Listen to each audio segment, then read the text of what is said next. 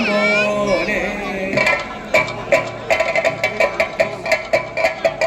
വല്ലതും ചൊല്ലിയെങ്കിൽ നല്ലതായി വരുത്തിടേണം.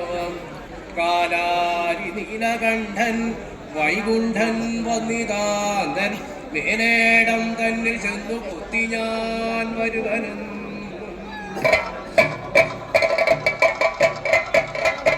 വരുന്നോരു നേരത്തിങ്കൽ മാനോ കരത്തിലാക്കി സുലപാലം ചെയ്തുകൊണ്ട് ചുത്തിനയടക്കിയതിവേരം താൻ